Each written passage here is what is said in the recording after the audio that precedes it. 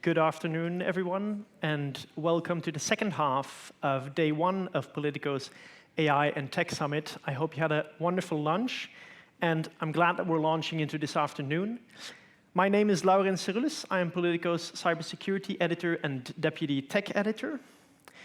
And this morning, we got into how Europe is trying to reap the benefits of AI technology, how it is transforming its networks, and how it is adapting its policies.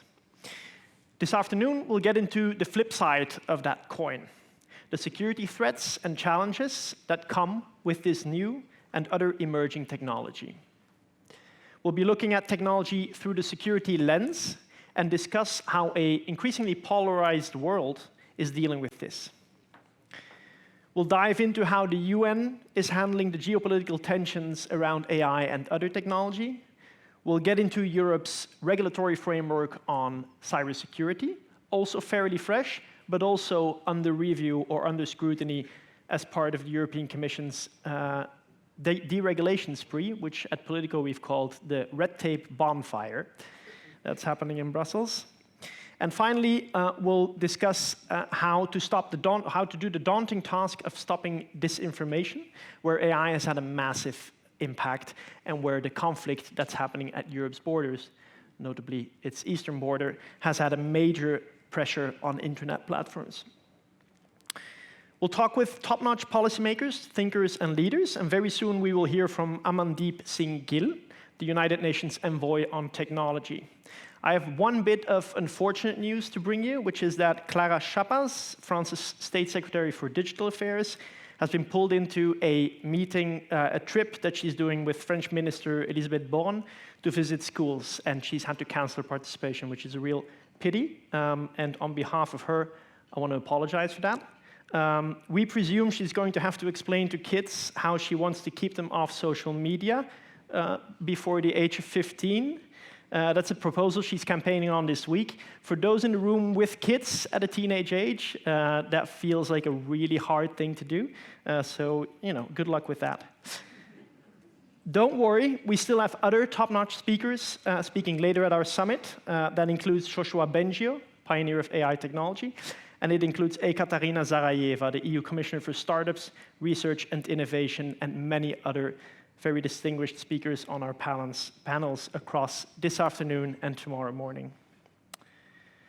Before we kick off, I'd like to thank our partners for making this summit possible.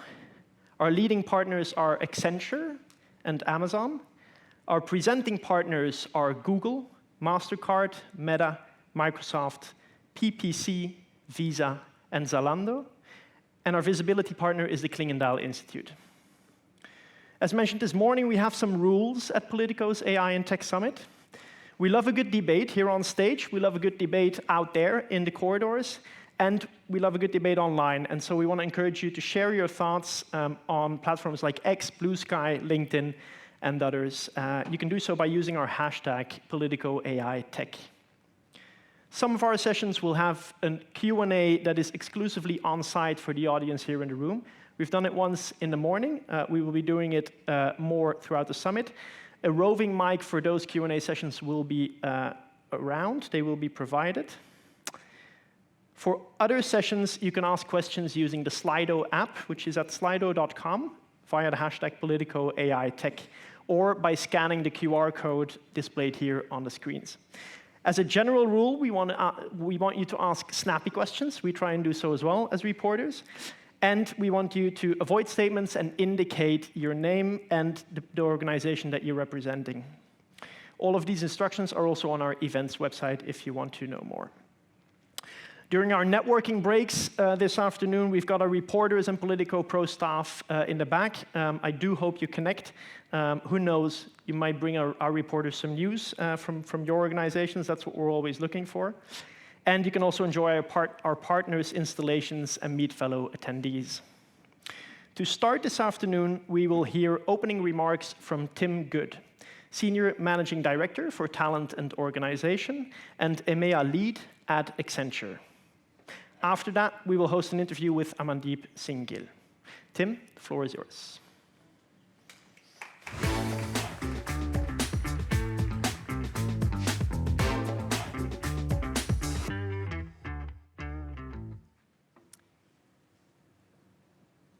It's not just Thank you very much for the warm words of welcome, and it really is a pleasure to be with all of you today.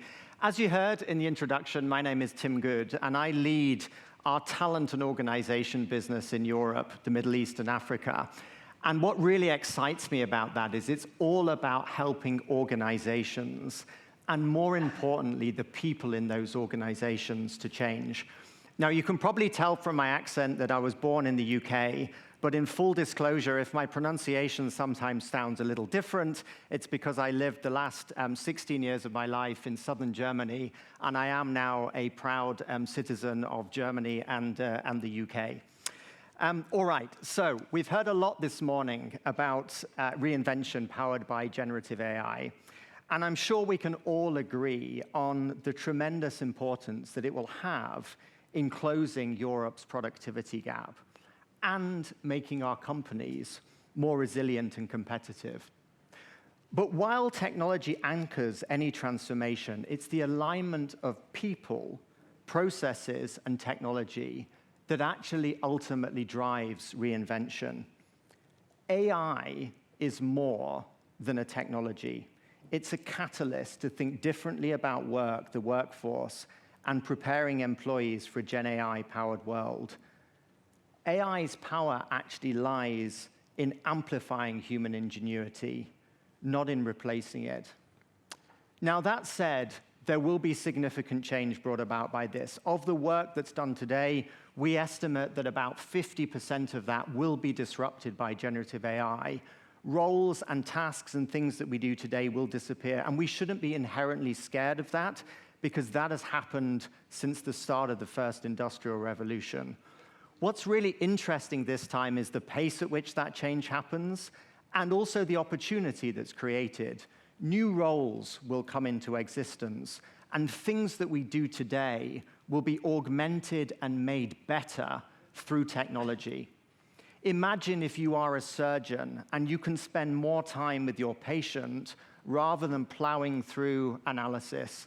This is a real thing. I spent some time at the weekend with a friend of mine who's a radiologist, and she was showing me what AI is doing in being able to identify things like tumors much more quickly and with more accuracy of the human eye. That means quicker diagnosis, more time with patients, huge advantage. So if that's the opportunity in terms of work, and a small example of that, what's the economic impact? And how do we unlock it? Well, generative AI has the potential to unlock, and wait for this number, about 9 trillion euros of value by 2038, based on current research. But only 5% of organizations are actually actively reskilling their workforces today. And that's despite the fact that nearly 96% of European workers are actually saying, we want to build new skills. We want to lean into this. We want to be part of this transformation. In more stark terms than that, for every euro that we spend on people, we spend 3 on technology and technology transformation. So Gen AI is scaling fast, but talent strategies aren't. And 60% of firms today in the EU cite a lack of skills as a major barrier to investment in their transformation and what they want to do. Organizations know that this matters, but it can be hard to get beyond the initial conversation and drive this at scale. We've had a lot of success, and you could say that we had to do this because it's our core business, but in Accenture, we've upskilled over 800,000 people of our employees in technology skills. And when I say we've upskilled them, and I actually know, I think my executive assistant is listening live to this, it includes everyone in the back office, the front office, the support functions, because they all need to understand this, and they want to understand it. And we taught them about cloud. We helped them understand edge computing. We helped them understand platforms, and of course, generative AI, because by doing that, we're able to solve and actually embrace and apply these things in everything we do in our organization for our clients. And today, we actually take that out through something that we call Accenture LearnVantage to help other organizations build those skills and those capabilities here, whether they're in the public or the private sector.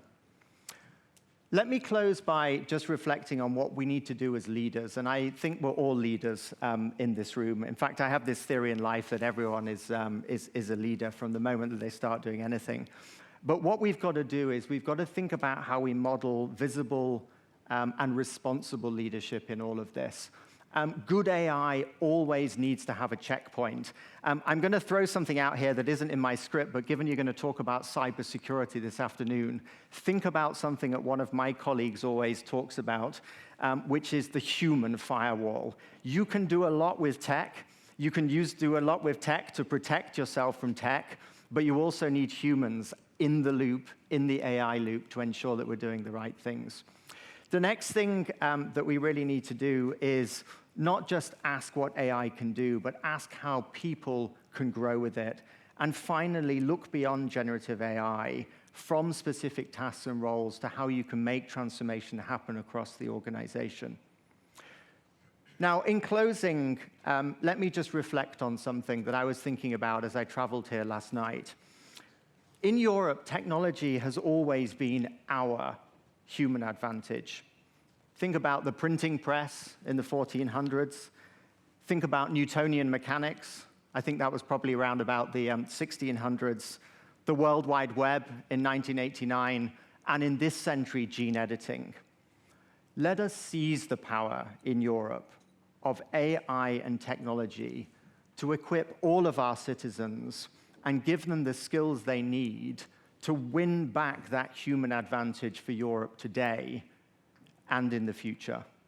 With that, I wish you a fantastic afternoon and continued great conversations, and thanks for having me for a few minutes.